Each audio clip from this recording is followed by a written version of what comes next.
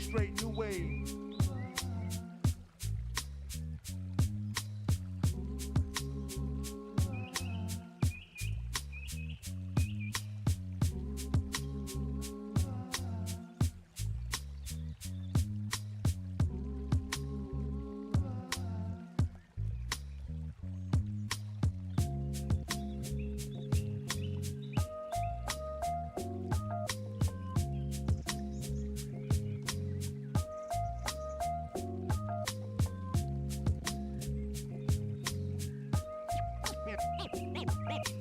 Name straight new wave.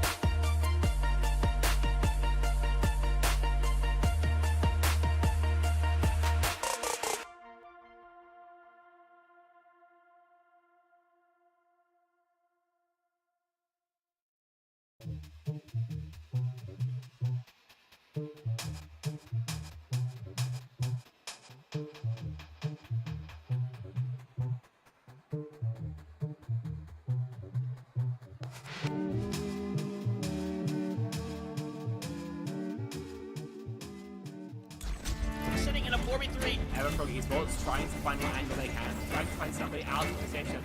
We're gonna go through on this. Oh, what a roll. We're gonna take Flashy White. Gonna go in. It's going to be a really, really interesting one. Oh my god. All of this competition could be so damn close, so I cannot wait for us to finally decide who's going to be the champion. We are expecting some chaos, some great moments. Beast Mode has killed 3. Only gonna really need that rampage, so it's gonna clear it out. CG gonna get themselves a big old 4K. Oh, 50 getting rid of 3, clearing out the house. That is crazy. Sanji actually kills 3 people. This team feels entirely different on this faster composition. Now Sakura is hanging around, getting onto the high ground. Post bomb's gonna stick under Leaky. They're not gonna be able to survive it at the end of the day. Manages to find a 3K. Rio shoving this Lana into a corner. Woo! One more for the road for Rio. That is all signs go. Melophobia with 3 Melophobia. Starting the fight. They'll end the fight. Oh my god. Beagle Bus, they have to play aggressively into this energy. Popping off in a moment where you needed just that. Ruby in that backline. Oh, the flick. Looking for it. Oh my goodness. The fourth one as well. Do they get the A? They get the A.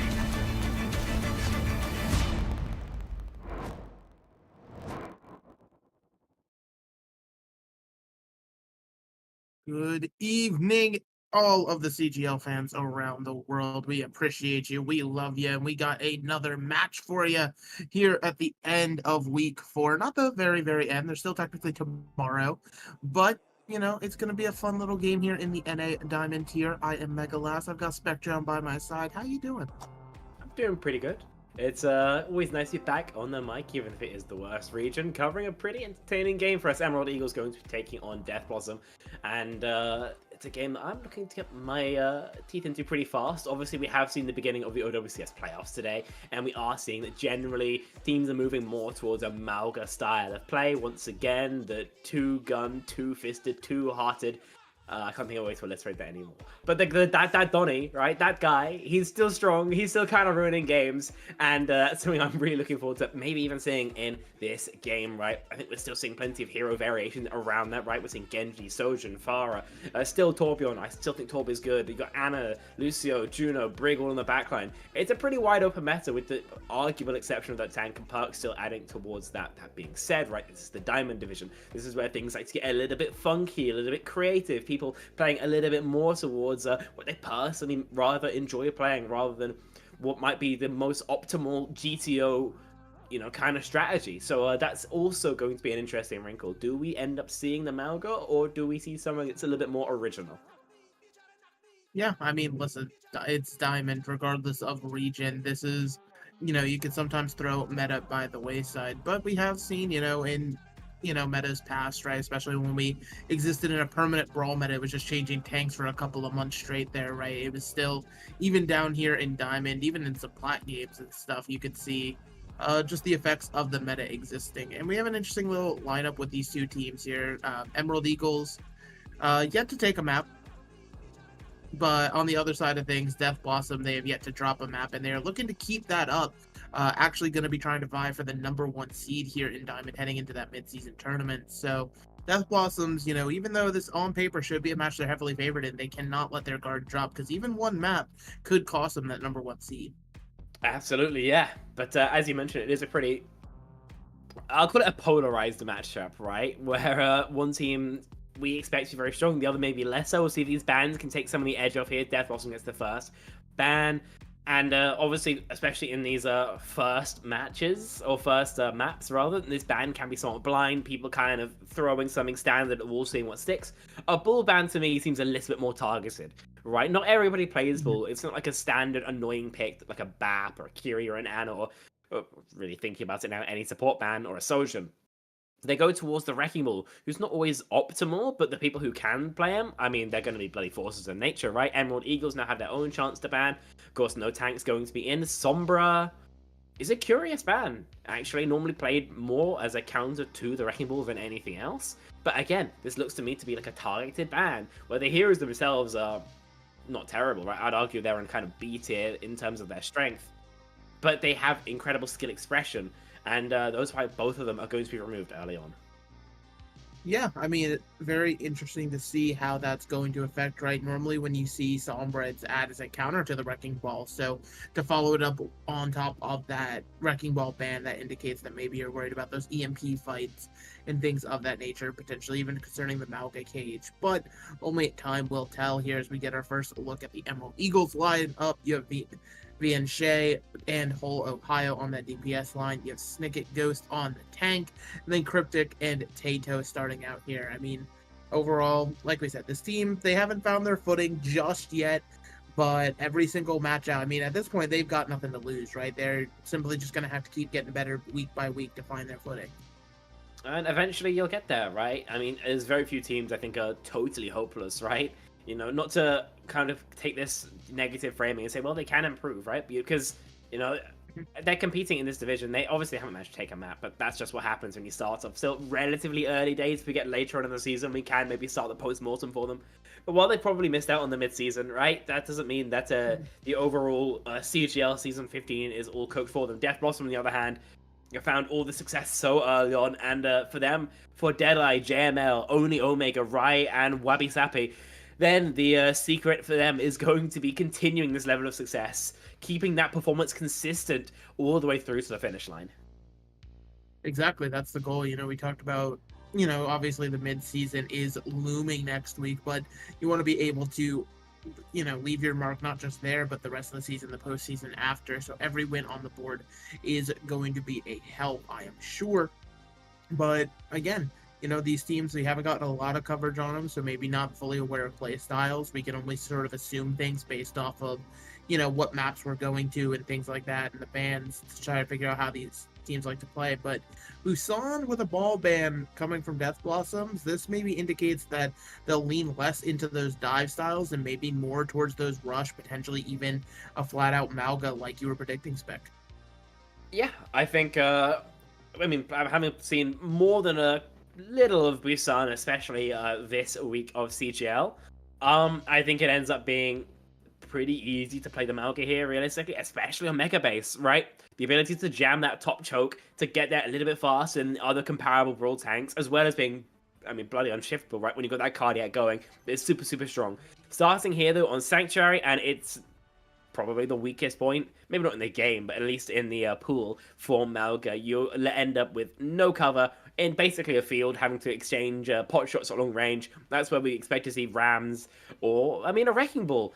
But being banned out, Emerald Eagles instead opt for a Winston, a double flex DPS Kiri Lucio dive comp. This is about full sending, 5-man, just obliterating any target they find, like JML.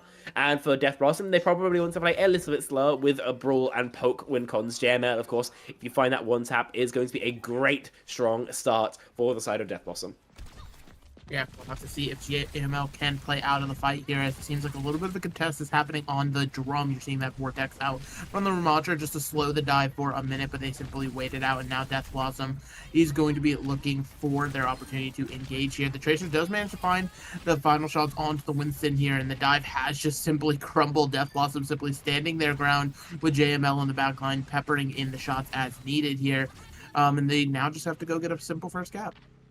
And that's exactly what they're going to do. Deadeye not really having to get involved so far, but thankfully their team able to do the exact same thing. Tater, what a stagger to give over there. I mean, Emerald Eagles going to have to wait for their Lucio, nothing else for it. Death Blossom going to get free percentage. You mean, speaking of percentage, you look at the ult charge, you look at the perks, and no one's even going to be remotely close, so we have another neutral fight as both teams shape up to battle again. Yeah, looking to battle on this drum area once again. I'm not sure if the dive necessarily needs to fight for control of the drum like this, so be interesting to see how exactly Emerald Eagles wants to pace into this. Meanwhile, JML, see a little bit of a cheeky angle you can get underneath the drum there, but finally finds themselves under pressure, having to be a little bit careful with this Winston, but it'll actually be the Tracer who ends up there with the follow-up. Now the Tracer duel unfortunately ends up going Deadeye's way here, so Death Blossom already turned the tide in their favor, and they're going to make it even more so as just the follow-up is there. And Death Blossom, again, they get another sound fight. They just have to finish off these supports whenever they want to. And if I'm Emerald Eagles, firstly, I'm probably not looking to go point here as much as possible. That's where you're most likely to get crossfired to poked out by the Death Blossoms comp. You're probably looking to find someone like Rai, like Wabi Sapi in the backline and eliminate them there, then circle background for point as a second order of business. going there straight is, I think, only going to invite disaster into their house. Closer to the ultimates, especially for Death Blossom. This means that next fight is going to be very much in the red team's favor. Very much in their favor, but let's see if they can turn it around now. Taking a bit of an outside angle, that Vortex is trying to catch on to nobody, but it'll actually be Cryptic who finds one onto Deadeye here. The Tracer removed at the hands of the Kiriko now means that point pressure is being applied. Death Blossoms is turning this one, though. It was a 4v5, but they've already taken the Winston and the Venture out of the fight. Now looking for the Kiriko. JML decides to shoot themselves with a rocket there one time, just for funsies, of course. Now trying to, again, put the pressure onto this Kiriko. Finally is going to go down with the help of Rai on this Lucio, and it's just simply stall out maneuvers right now for Emerald Eagles. They're going to have one final fight to try to get back in this. Indeed. At least they have that, extension of play. They will be able to get a touch relatively comfortably. They'll have a sound barrier. They should be able to charge into the Kitsu and the Tectonic Shock, as well as the Primal Rage being a little bit further on the horizon. Death Blossom, though, also have 5 ultimates. They don't need to charge into any of them, and they can go first. I mean, yeah, going first, like you said, already the support line is gone, so Emerald Eagles is going to be working extremely short-handed. They don't even get to use the Primal Rage, dying just before that one comes online. The team kill gong rings out, and Death Blossom does what they do best and takes the round in a dominating fashion. I mean, not perfectly clean, but realistically, the 19% they got was not actually representative of a fight win. So in terms of that, then they're still looking pretty comfortable. Death Blossom kind of roll over the Emerald Eagles here. And I gotta say, heading towards Mecha Base, like we mentioned, being one of the most brawly points in the game, realistically. I mean, you can play Winston Brawl. It's not really the meta for it. And I gotta say, if you do try it, then you're likely gonna get exploded. That's why we see the swaps coming through for the side of the Eagles. If they end up playing this with the total lack of a speed, then they're going to really struggle with rotates. But they will at least be very strong at burning only Omega. So they're going to have to keep the tank discorded up and low HP. Because if they actually manage to reach Tato, well, I mean, Tato's going to be dying on cooldown. I mean, yeah, and that's not something you ever want, but, I mean, hey, listen, you're going to pick the Zen here. You must be doing some level of logic behind it, so we'll have to see how that goes. Cryptic, again, being the best damage dealer right now on the squad, getting another early pick off here. Emerald Eagles, they have to actually be able to convert this, though. They already are up 1. Make that up 2 as they find the damage onto only Omega, thanks to Tato here. The support line really stepping up, and it actually gets Emerald Eagles a solid fight win. That it does. Finally break the hold, and all it takes is their support 2 tapping the enemy soldier. It's not a bad way of getting into things, but you'd hardly hope it's reproducible. And if you are Death Blossom, I mean, you've been punched in the face, but will you be able to keep that same plan going? And walking up pretty slow. Want to go for just to force high ground by the looks of things. So Emerald Eagles will have some freeze spam. Tato should be able to find work. Yeah, I mean, but this Tracer's actually pulling everybody back to point. Deadeye right now is just doing phenomenal space creation, so that door is no longer being held. On the low ground is the entirety of Emerald Eagles, and now trying to hang on for their lives. It will be a Suzu spend to keep the Sojourn in this one for the time being, but the Ramatra, only Omega so low, and now a Transcendence being popped from Tato just to really secure this fight out. JML not sure of where to go here, simply having to hide in this little back room area, trying to see if maybe they can get a pick on their way out. They do find one on the Cryptic before finally losing their own life. That they do. So 50% now accrued. Emerald Eagles finding plenty of success. Cryptic will be back in just a second. That Swift Step making any late kill, I mean, temporary, but considering they're still not back, Emerald Eagles can't go for as aggressive a hold they hoped for.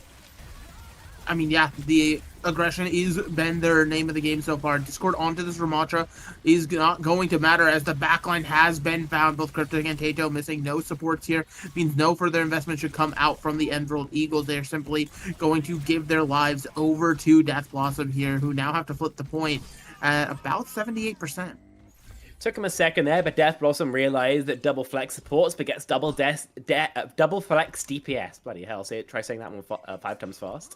But Tato and Cryptic both just get exploded realistically by Deadeye and JML. And we go next. 78% makes it almost one fight territory, not quite, but Death Blossom can probably win this next fight economically. This blade has nothing to dull its age.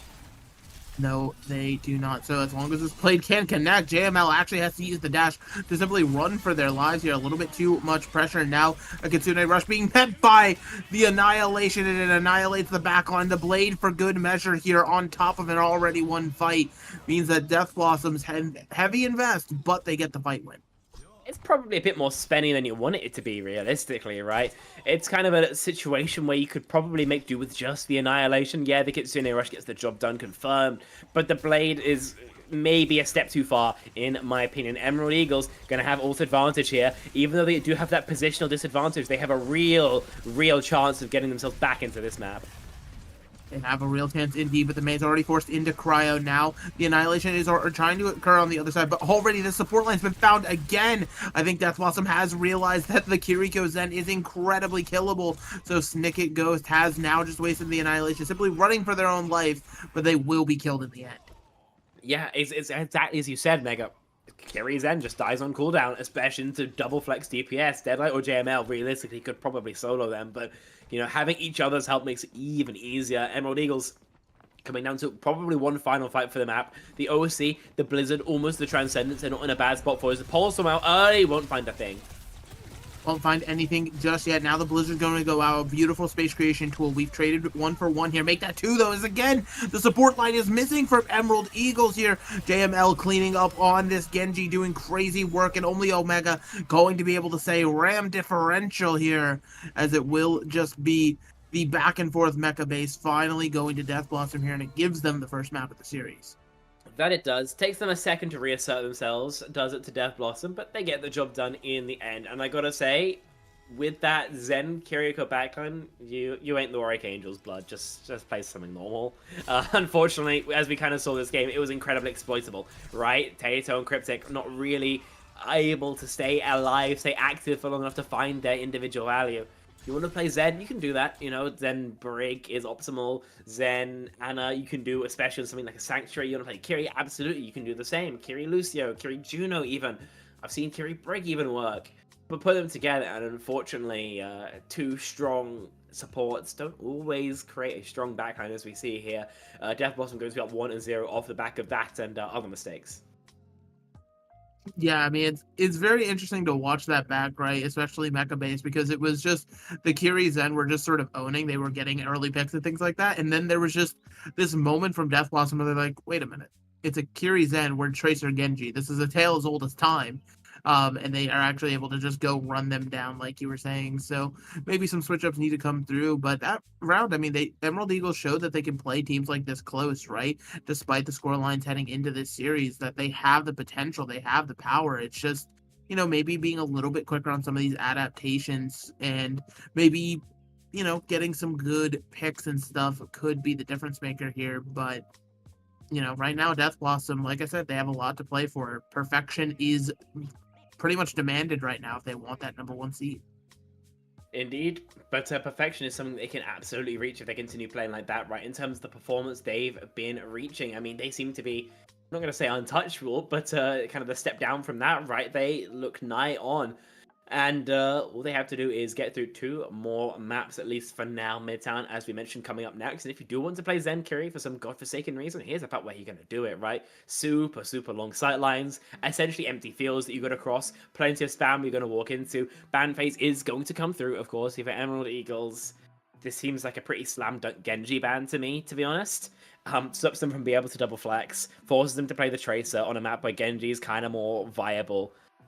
In terms of which flex option is in, and really just frees you up to play the backline. Okay, this is interesting. I guess they want to play like Zen Bap, Ilari Bap, Zen Anna. That was kind of throwing me for a loop. That's a bit of a strange ban. I was gonna say, like, Kiri was probably the best character you had as Emerald Eagles on that across that whole last map. But I guess, you know, maybe the Kiri ban, they're just trying to see what something on the other side, maybe force a certain backline or something. That's a brain thing right there. I mean, we're kind of confused here. I think you can hear O on the microphone, but a bit of a span has been thrown in the works here. by Emerald Eagle, see if it works in their favor. Death Blossom, of course, have a ban as well. They decide to ban the Mei, fair enough. Brawler's cringe if you want to play poke, so you might as well just kind of stop them from doing it. See how that's going to work out as we do begin to head in. Midtown, as I mentioned, will be here first. Again, it's a map where longer sightlines are normally favored. Even during Malgameta, it's a map where you might see a Sig, an Orisa. That's doubly true for these two teams. I think only Omega, I assume, will be on at next. Going to be coming in on the DPS line. Going to be the only substitution. If he does end up playing Torb, as he's kind of hovering right now, I gotta say, fair enough. I think the hero is still on the line between strong and broken, but, you know, it's something we haven't seen in a while, so I'm all here for it. I think it provides a lot of tactical depth that teams haven't really had access to so far, and so every time I see him, I'm still pretty happy. Pretty happy. That's certainly a word that you could use for it, I guess. I don't know if I necessarily. I do have the Europe's #1 Torbjorn on my university team, so Tormers are pretty good for me. Here, I'll book a flight over to the EU, and then we can figure out who's the #1 Torbjorn.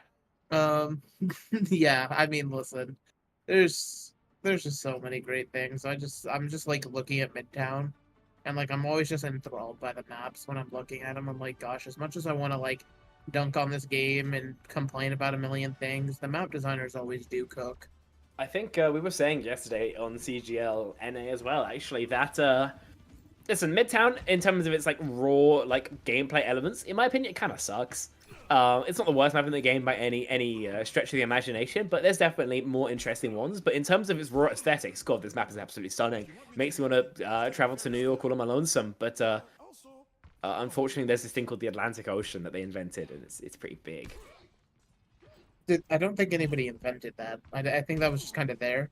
It spawned in one day. No, I think Headrammer put it there to keep me from reaching the rest of the CGL guys. I think he wanted to nerf my power. We have a bunch of EU CGL people, don't we? We're like 2. You got like you, Geo, Lottie. Yeah, that's about it, huh? Yeah, see? Anyway, there's a Pharah. I mean, shout out to JML for the Pharah pick here. We actually have a Mercy Pocket to go with it. So only Omega may be a little bit sad here because there won't be any speed boosts or anything to sort of help them maneuver the map in the best way possible here. Meanwhile, Emerald Eagles on their defense, just simply holding back, like you said, holding those long sight lines, trying to do what they can right now. But JML will find the first one onto Whole Ohio here, and now it seems as though Snicket is not going to be long for this world. Does actually manage to get healed up from that anti, and Shay managed to connect onto JML. It will immediately be rezzed up, so that Cassidy, you have to do that job one more time if you really want the impact to stick. The bat brought back to earth as Shay ends up going down here, and yeah, now it is just simply a waiting game. You do manage to get the kill on only Omega, but not much else seems to be going Emerald Eagle's way. Can we here. walk up to cart? No. It's getting messy here. I'm not sure this one's quite over just yet. It's going to have to be a clutch up here from Death Blossom because they've somehow allowed 2 kills to come through. Snicket Ghost just holds block. Is going to buy time for these rotates to come through. These respawns to reassert themselves. And Emerald Eagles, they kind of buy themselves some time. And I got to say, it kind of feels as well like Death Blossom. They just kind of tripped over their own shoelaces, right? I mean, yeah, that's pretty much the sum of it. However, if you don't want to trip over your own shoelaces, you go to the sky with a barrage, and it's going to nano boost onto the Pharah as well. Oh, and it's moving! Then there's the kills. Finally connects onto 2 here, and anti onto the Juno means that Cryptic will not be long, and now it is just going to be the team wipe coming off of that combo. It always feels like seeing the moving barrage is just kind of wrong, you know? Not like quite like you can put your finger on why. Kind of like seeing like young photos of your parents, you know? It's just a bit wrong. And I think Emerald Eagles and me thinking that pretty strongly as they get kind of obliterated by a JML Alex to not stick on the Pharah, even though it is pretty playable on second point. Genji's more his style, and fair enough to him. In this next fight, yes, disadvantage for Death Blossom. It's not perfect. But, you know, with the OC, with the Annihilator, they're not got bad tools by any stretch of the imagination. If they can kill any of the Emerald Eagles before they can really get this fight going, then they can keep this cart rolling. keep the cart rolling. It will be an OC from Nax trying to see if they can open this one up. But an Amplification Matrix on the other side is going to make that Sojourn a little bit hesitant. Doesn't actually decide to hide, and Whole Ohio is more than happy to take that kill. Is going to be rezzed up. Gosh, you love Mercy. I know I do. That's what I'm going to say. Anyway, we're going to be continuing this fight here. The Disruptor shot is going to be disrupting the hold on the high ground here. As the cart is still managing to move underground, so this could be an opening for Death Blossom to just sort of sneak their way underground now that this payload has moved so far. Emerald Eagles, they're sort of doing a bit of poke here, but it seems like everybody's just waiting right now. Yeah, the poke's just going back and forth. It was still a very bold decision from Nax to a wide peak and amplification matrix. That doesn't really work out in their favor. But the cart can make some progress. It's kind of got under, and they can continue to force the cart using Nemesis and then Annihilation very likely, but Snicket Ghost popping it is just going to force them back. I mean, yeah, that's Orbital Ray and Annihilation combo there. I'm not sure. You know, maybe Snicket Ghost thought that there was a teleporter to get them in a bit closer. But hey, listen, at the end of the day, you do set Death Blossom reeling. Indeed. So they are allowed a reset 2 minutes and change on the bank. Isn't too bad. They've got about 3 more shakes of the stick if they can go fast. But with these comps, they do end up playing pretty slow. So they will have to manage what they can. Oh, nade into rail headshot. Whole Ohio is just obliterated.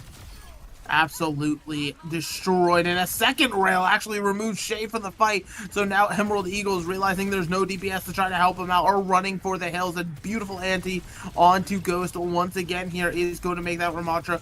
But what on earth is Tato doing? Actually just jump peeking into a Sojourn. I mean, there's a level of respect, but at the same time, what are you doing? And now Nax is just getting the cleanup. They're going all the way to spawn. This is brutal. Shay will at least be able to escape, but bloody hell. Things are not going according to plan for the Emerald Eagles. They managed to bleed off some decent time on the second area of the map, and now Death Blossoms have 4 ults and maybe 2 fights to get through. This could spell the end for the Emerald Eagles, at least on this phase, especially if Shay just overpeaks. Again, like these overpeaks, now a Nanoblade combo trying to come in here, gets one, looking for a second onto the Juno. Those jumps are just a little too evasive, though, for the Dragon Blade, but the damage has been done. Death Blossom has gotten the kills they need to. Gonna get a late kill, actually, onto Snicket Ghost here on a whole separate respawn cycle, so that card's just gonna keep on rolling. Yeah, that it most definitely will. They only have to use the Nanoblade, and I mean, Silver Lining, nothing forced out of Emerald Eagles. They'll still have essentially a full 5 to re-swing with. They've got the Deadeye, got the OC for long sight they control, the Annihilation, the Orbital Ray for the cart, but they're just going to get engaged upon. Engaged upon, and it is going to be a combination. Just the Railgun comboed with that Ant Matrix is going to kill only Omega, regardless of that Annihilation here. So now a lot being spent from the Emerald Eagles, including the Deadeye, but it is worth it as they're just getting kill after kill. Not sure if you want to fire the Disruptor shot directly into the deflect, but hey, at the end of the day, Emerald Eagles get a hold. That they do, and 2 minutes left to go is not too bad at all. I will say Emerald Eagles probably did overspend pretty significantly there in terms of repulsing that Deadeye OC window as all your long sightline control tools. So when Nax kind of swings with OC, then you have to back, and then you have to fight over the objective when you have worse position. We'll have to wait and see how this works out for them, as Death Blossom are harassed somewhat out their rotate, but they're just going to go straight anyway.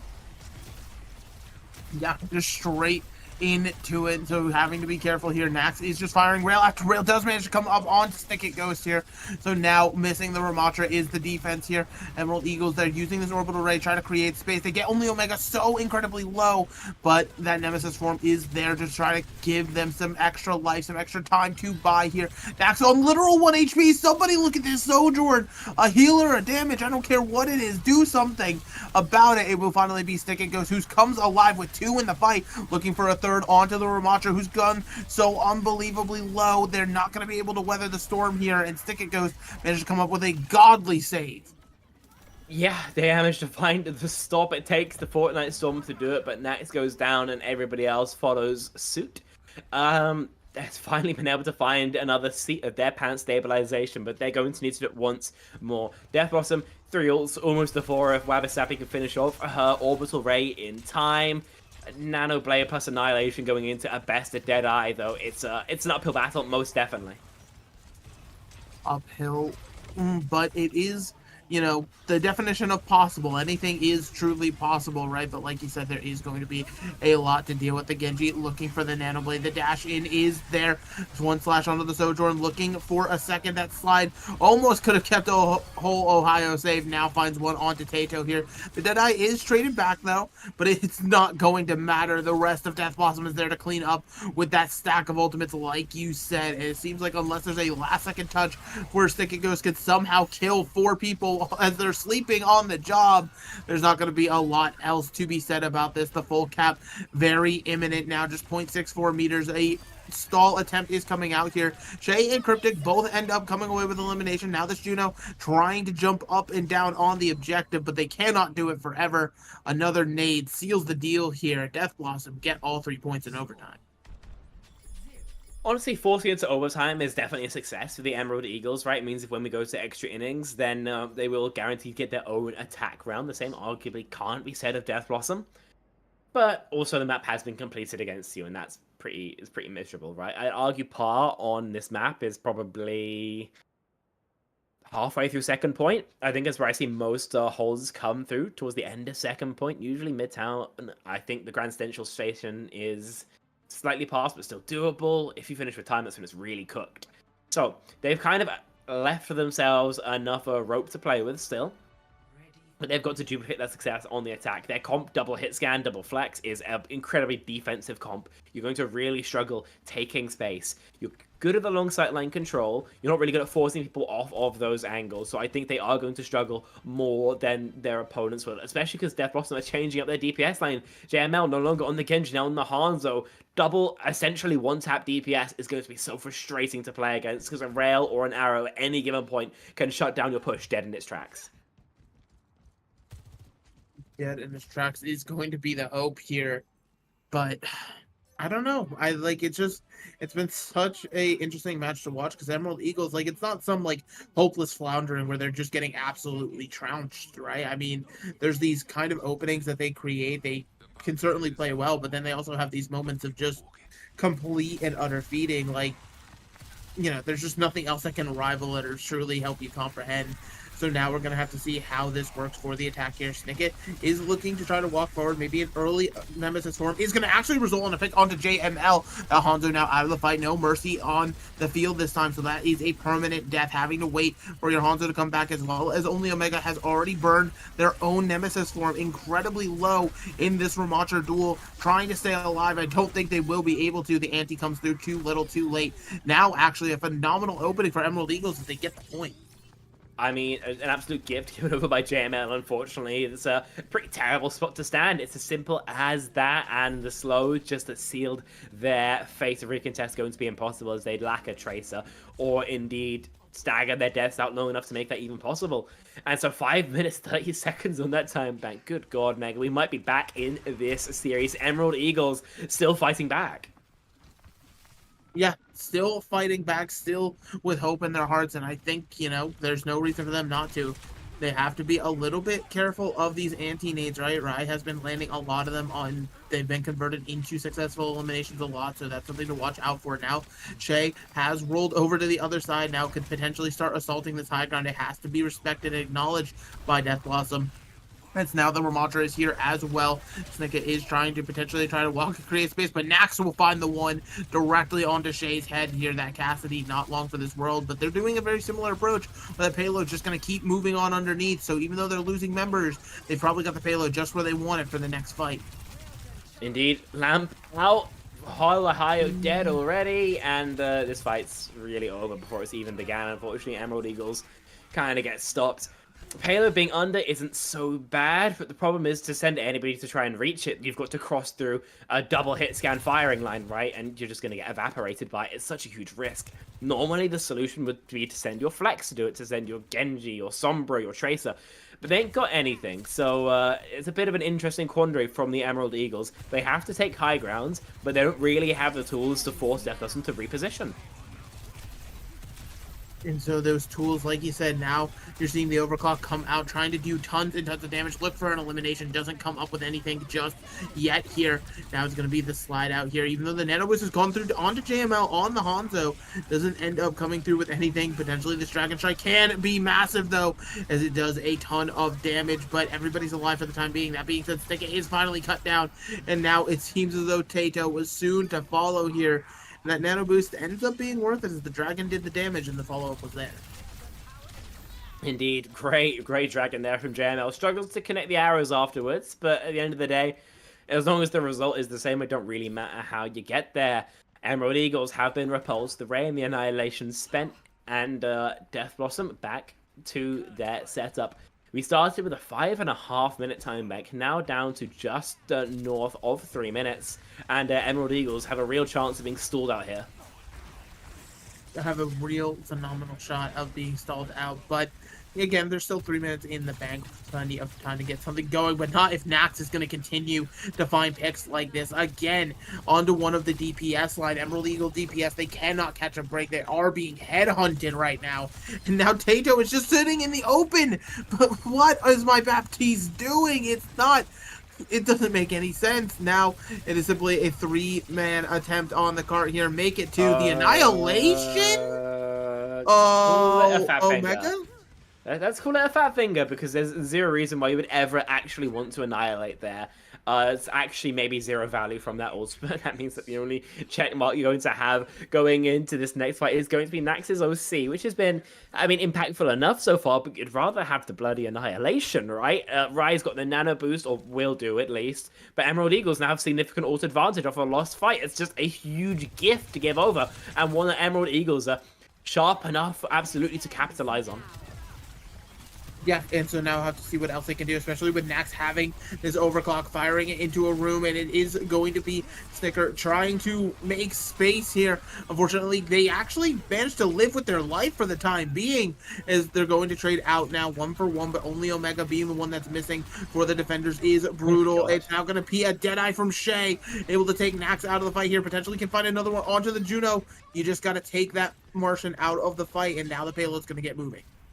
That it is. They will have time. I'm not sure if they will have time for recontest, actually. It's going to be down to the wire. It's not going to be perfect, and they haven't swapped to any stall picks, but they managed to get there in time with a nano booster boot. Yes, indeed. So now only Omega with the Ramatra nano boost is trying to be able to clean this one up, and it seems like they've done just that. The Ghost is going to have to give up the Ghost, so to speak, and head on back to spawn. I gotta say, if you're only Omega, if you're dying first in that last fight, you know what I'd be thinking? Darn it, I wish I had that annihilation to give me an extra 200 armor and help me stay alive. But, you know, all's well that ends well as they managed to find that hold. Minute left to go. 3 ults still online for Emerald Eagles, but now the same is much more true of Death Blossom. This orbital ray is going to be so impactful from both Cryptic and Wabasapi. Whoever finds more value from this placing is going to likely decide this next fight and the map. It's going to be crucial, so we'll have to see who can do the better orbital ray. That's something to keep your eyes on, as the Ramatra now heading over to cart. But another anti-nade takes Shay out of the fight. Rai has been unstoppable with these. Now there's the Annihilation comboed with the orbital ray as Wabi has ran out of it. Tato is going to be the one that finds the finishing blow onto only Omega, and it seems like after all is said and done, they are able to at least hold on, and Emerald Eagles is going to give themselves another chance on life. An extension of play found here. 1.5 minutes means that they can complete the map. And remember, Death Blossom didn't finish with time, so that if we do see a completion, then we go extra innings, 1 minute apiece. Death Blossom, it's not a bad spot you're in. JML's over to the Genji. Seems to be a lot more comfortable for him, realistically. As well, you've got the OC, you've got the Annihilate. It's a pretty comfortable spot for him. Pretty comfortable for the defense, as long as they don't overinvest in this fight, as there's still time to take potentially 2, even 3 fights if you're Emerald Eagles. But they're going to start with the OC from Nax here. Going to slide in, looking for a little bit of damage. We'll find one onto Shay, but now looking for the second here onto the Soj. Does not end up coming through.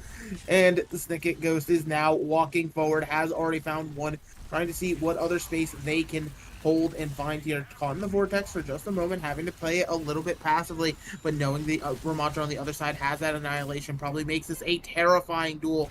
Asleep again at the wheel. Oh my goodness, it is not a fun time to be a tank player. So now we're still on the cart. Both members that were killed have returned to the fight. The immortality field's gone, and that's going to be the go button for only Omega, who walks forward here, but takes so much damage. It's going to require every single healing resource ever asked of, but Death Blossoms does provide it, and they just leave me absolutely tongue-tied.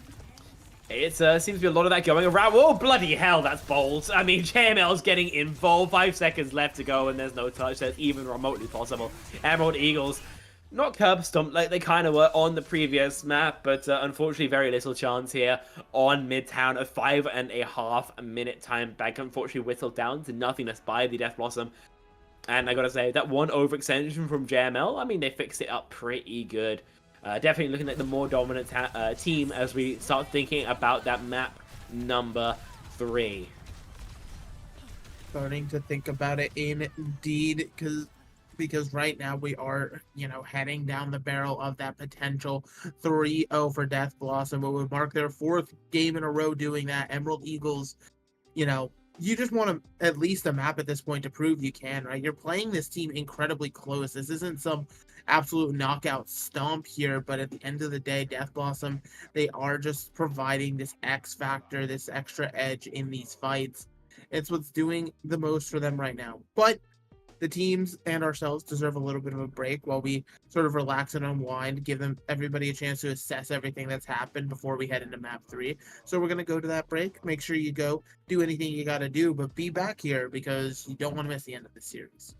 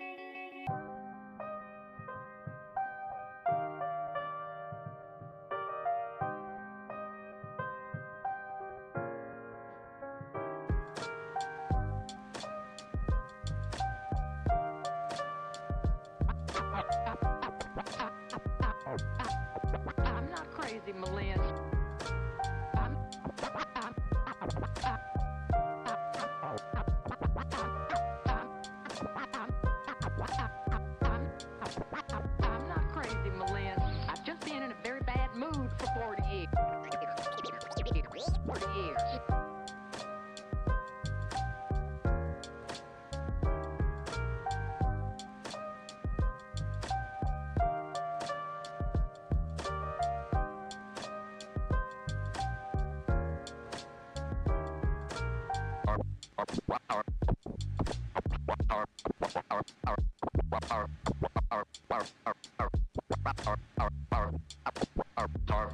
diem.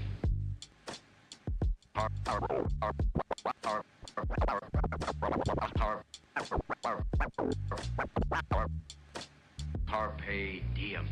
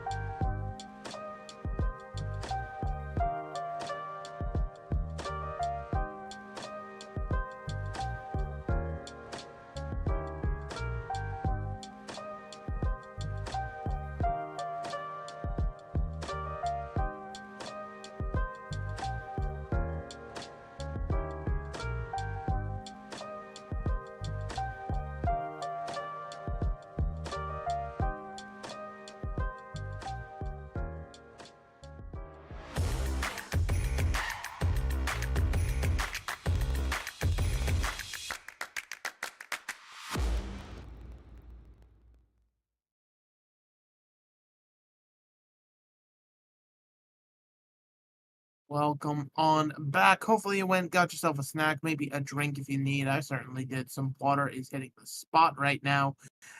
In case you have been living under a rock or you're just tuning in, we are in the middle of an NA Diamond match here in Week 4. We currently see Death Blossoms up 2-0 over the Emerald Eagles right now, and that scoreline may be a little bit misleading as it has been close so far, Spectreon, but so far, I mean, Death Blossoms, they just keep edging it away. I'm not sure that's entirely accurate, right? I mean, we kind of talk about what happened on map number 1. That's a first round. I think is kind of more representative. I think we've seen Emerald Eagles have at plenty of times been able to make it competitive, but they've never really been able to be at a point in the game where I thought, yes, they are going to take this map. They have a good chance to take this map. You know, it feels more like a waiting game for Death Blossom to reassert themselves. So the name of the game now for Emerald Eagles is about raising their floor up to where their ceiling can be, and for the opponents, for Death Blossom, it's about just stopping some of those really boneheaded mistakes that are causing them to lose these fights.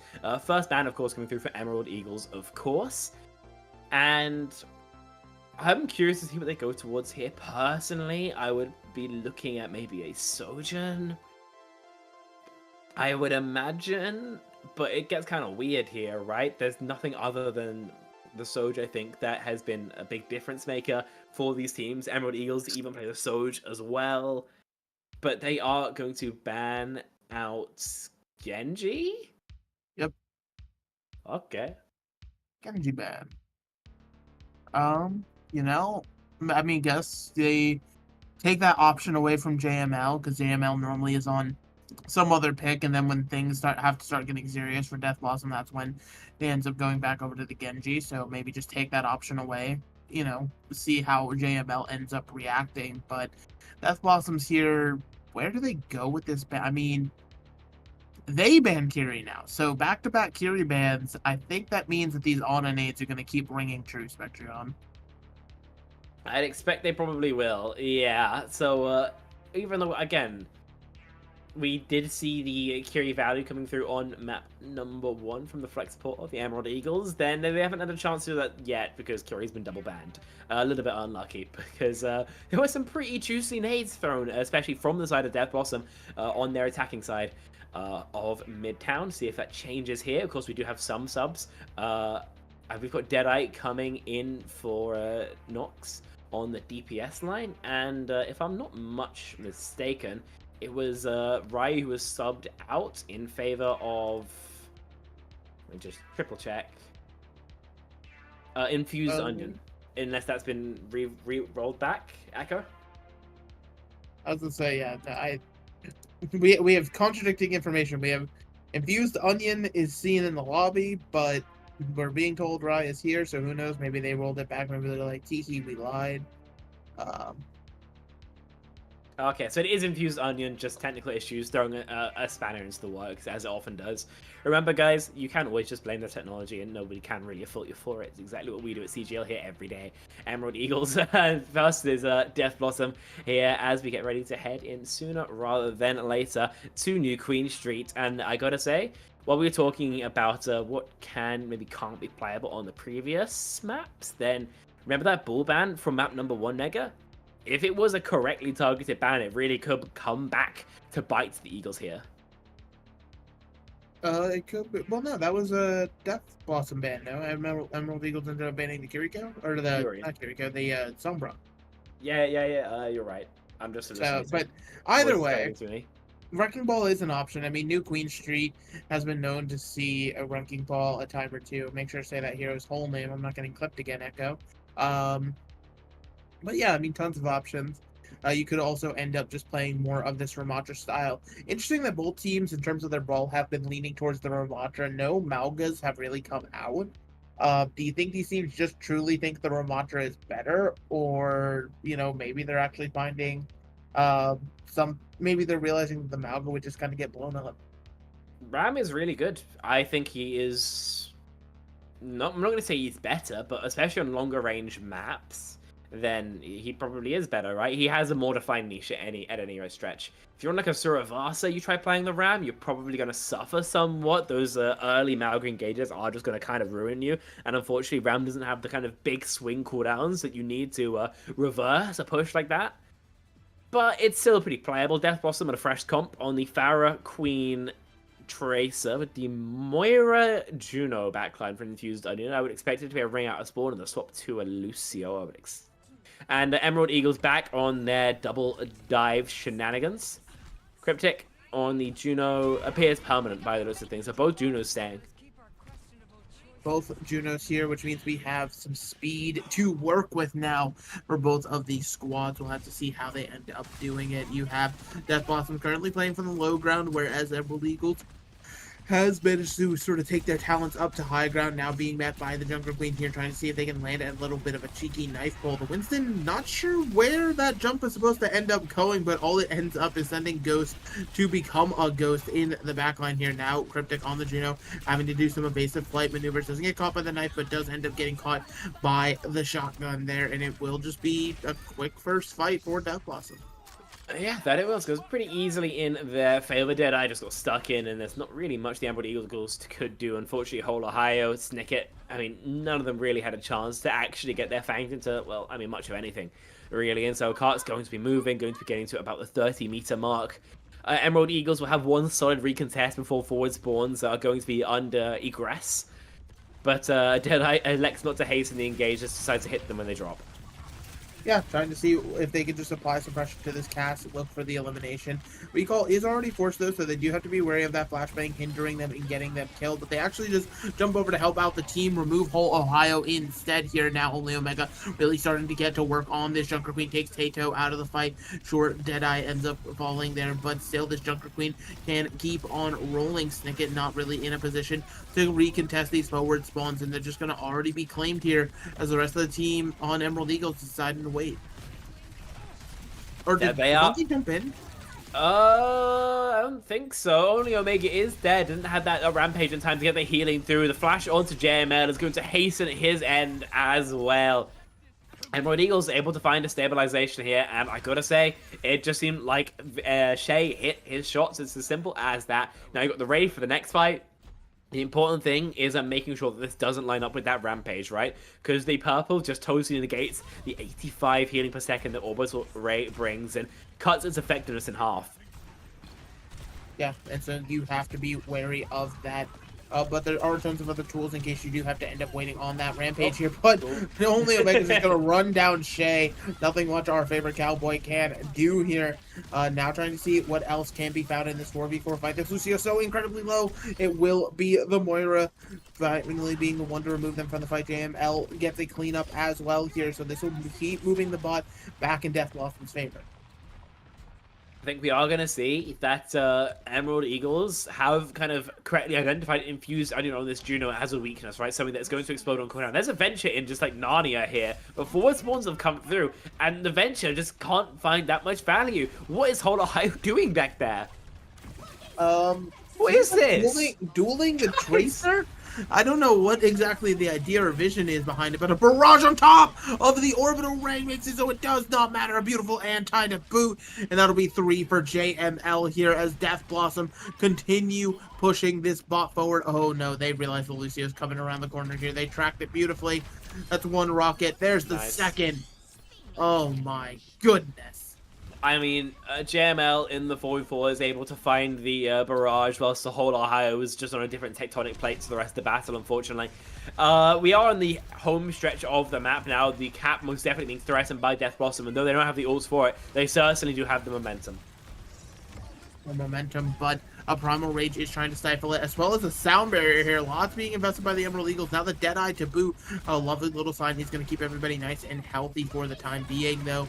The Junker Queen is able to live. Now the Orbital Ray coming out, and it will be Cryptic, the first one to fall. The support line is completely obliterated here. It is now just a Winston and a Venture trying to do what they can. Make that just the Winston. Jumping around on the bot, so at least it isn't moving meters until you die, but by goodness, this might be looking like a full cap. I think it kind of has to be, right? Deadeye's pushed up to the spawn already. People are barely allowed to step outside of their spawn doors without being punished by the opposing Tracer. Cryptic fights down the hard way as does get taken down. Yeah, I mean, a whole Ohio does find... Bench is so dead. Ooh. That, yeah, that pulse bomb, that might be, somebody check the ping on that one. But a whole Ohio is technically alive here, trying to be a little bit of a nuisance, but you're not being a nuisance on the bus, so you have to burrow underground and get over to that objective. There are only 3 members here, make that 2 for Death Blossom, so it seems like Emerald Eagles has at least stopped the full cap for the time being, but it is about as close as you could ever want it to be. That it is. I mean, 124 meters, 26 centimeters. I managed to kill Cryptic as well. Yeah, we'll be fast with the speed ring and all that, but damn. It's effective work coming through from Death Blossom to threaten that far. And realistically, if they find the stop here, it will only be like 2 fights before they can play anyway. So Emerald Eagles, by no means out of the danger zone yet. Nowhere out of the danger zone. You have to be still on your toes. Emerald Eagles, they've got to start finding some momentum. Sojourn Slide already forced, so now having to worry about that Rampage where it connects onto 3-4 people. The anti is massive, and now the bot is going to be moving back in the direction, and there's a barrage to worry about on the horizon. Yeah, that's pretty risky. The coalescence as well from Wabi Sappy is just a couple of percentage points away. So definite ult advantage here for Death Blossom. That might be all they need to close out this map and this series. Might be all they need, and it will be as the barrage rings true, gets 2. The coalescence gonna help clean up that team kill, rings out, and Death Blossom have done it. They've completed the 4th full sweep. No maps dropped heading into the mid-season for them. Looking absolutely on fire. Barely had to sweat, realistically. It looked a bit uncomfortable at times, but that was kind of the extent of it. And throughout this new Queen Street in particular, I mean, it was like a hot knife through butter. Absolutely zero resistance. And as we can see here, from this just ginormous Rampage, they kind of just did what they want and got away with it. It was as simple as that. And now, as we mentioned, number 1 seed heading into the mid-season tournament, an undefeated record, and another dub for them to pack away. Fun fact, I may have lied about the number 1 seed. There is technically another team that's in a similar situation with a harder strength schedule. So, but, still, 1 or 2 seed, you're at the top of the division right now heading into mid-season, and I'm sure they have plenty to say about it. So why don't we give them a chance to say something about it? We'll cut to a break. We'll set up a lovely little interview with somebody on Death Blossom. I didn't read who it was beforehand, but Nax. So we'll go ahead, set that up, and we'll be right back.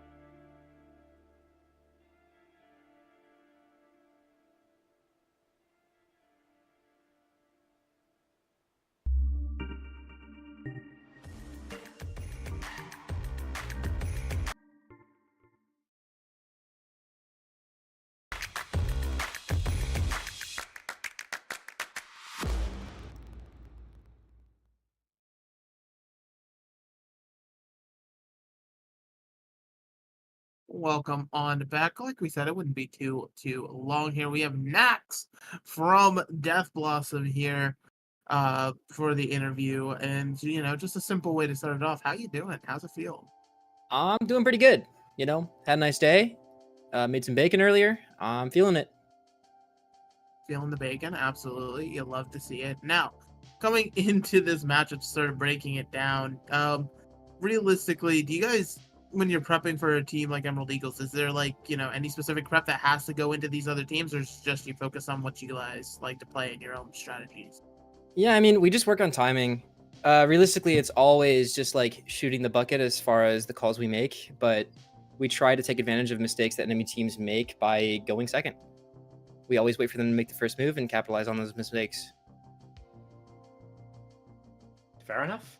I mean, for me, I want to personally ask. I mean, you guys played definitely a variety of comps, but the only time you really struggled was kind of your first point defense on Midtown. Realistically, was that kind of a comp thing? Do you guys think, or did you just have an individual misplay? Kind of what happened there, and how did you respond after you had that ginormous time bank to cut down? That was positional, and we immediately flamed all of our teammates post fight. So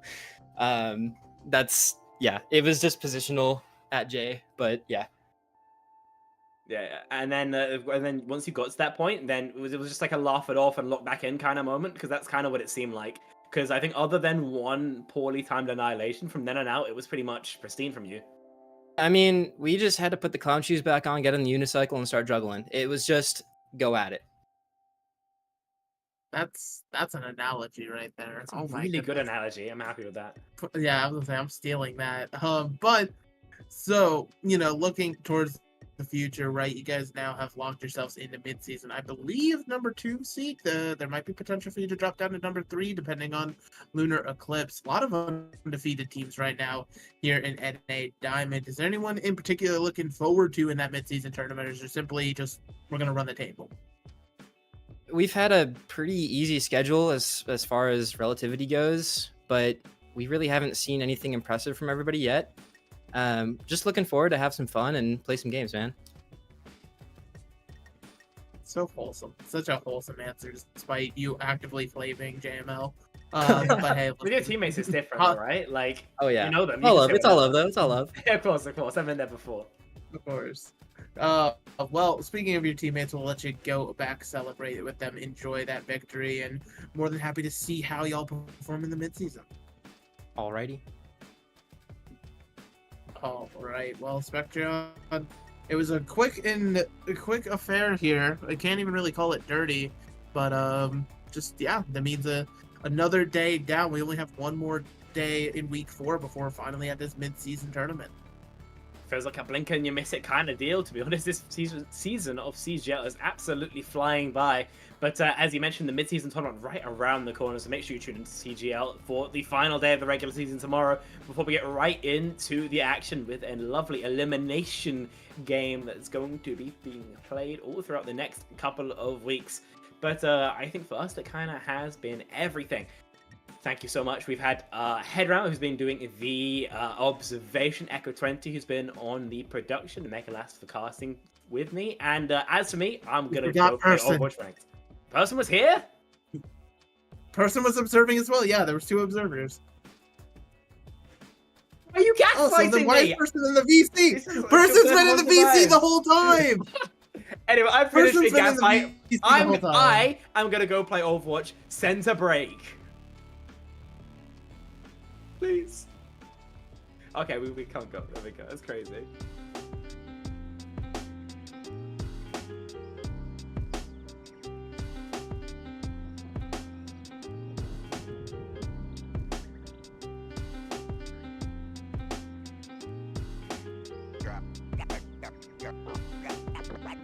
Lots of love.